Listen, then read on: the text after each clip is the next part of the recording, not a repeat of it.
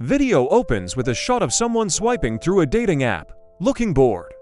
Quick cuts of a first date, excited texting, a happy couple selfie, then a shot of the same person looking sad and alone, phone in hand. Have you ever felt like you're stuck in a relationship loop? You meet someone amazing, the sparks fly, everything feels perfect.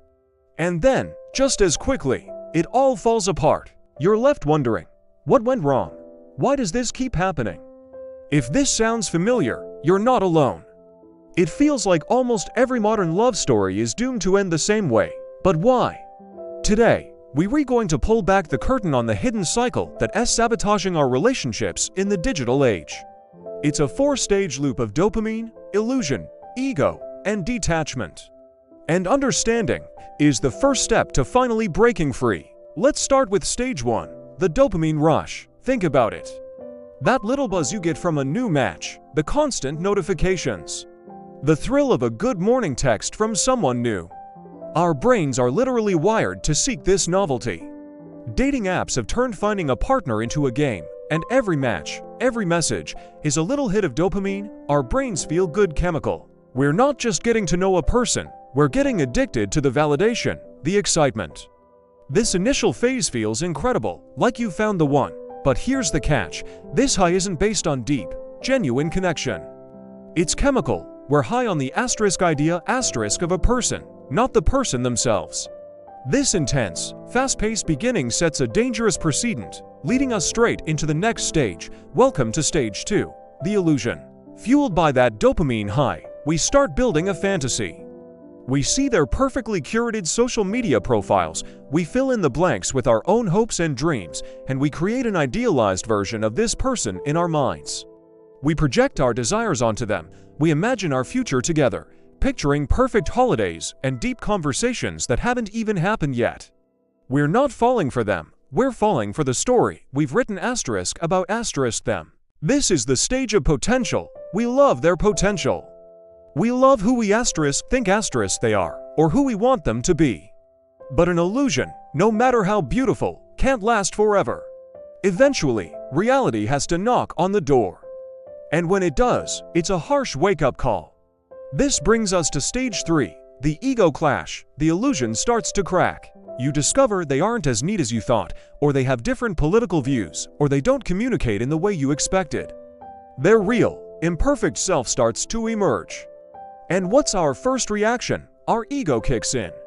We think, I can fix them, or if they really loved me, they would change. The relationship stops being about two whole people coming together and becomes a project. It becomes a battle of wills. We try to mold them back into the fantasy we created.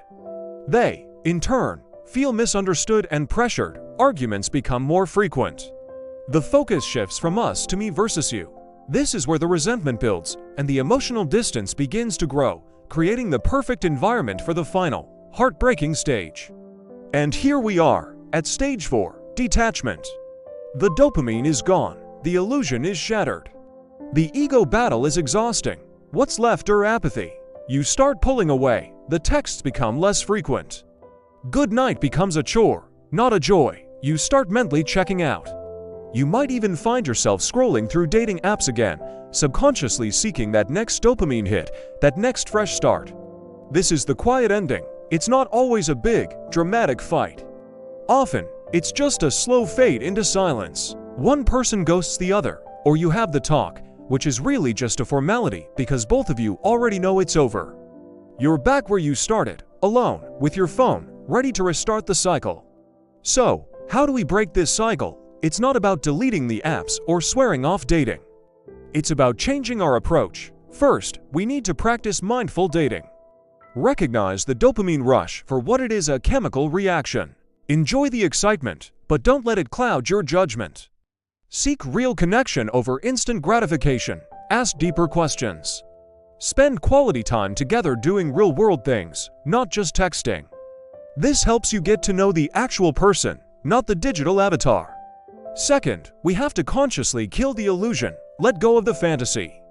Instead of projecting your hopes onto someone, practice radical acceptance. See them for who they are, flaws and all, right now. Not for their potential, not for who they could be in 6 months. Ask yourself, Do I like this actual, real-life person standing in front of me? If the answer is yes, you're building on a foundation of reality, not fantasy. This is crucial.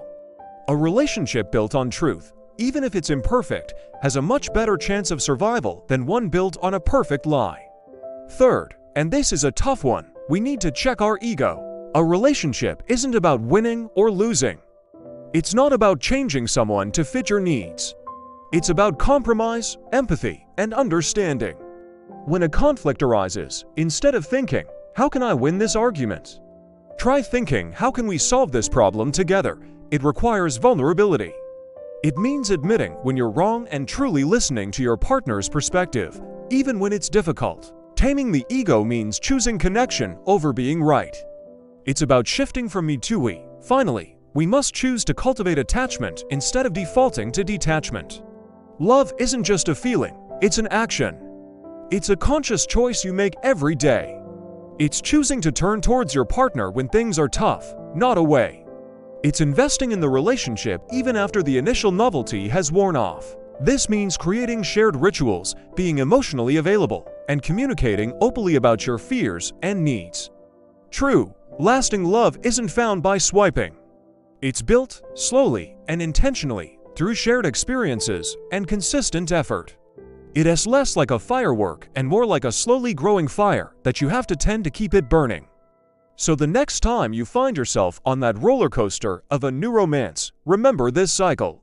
Be aware of the dopamine, question the illusion, check your ego, and actively choose connection. Breaking the pattern isn't easy, but it is the only way to move beyond the temporary highs and find a love story that doesn't just start strong, but actually lasts. You deserve a love that is real, not just a repeating digital echo. Thank you so much for watching. If this video resonated with you, please give it a thumbs up and share it with someone who might need to hear this. And don't forget to subscribe and hit that notification bell for more content on navigating life and love in the modern world. I'd love to hear your thoughts in the comments below. Have you experienced this cycle? How did you break it? Let's talk about it. See you in the next one.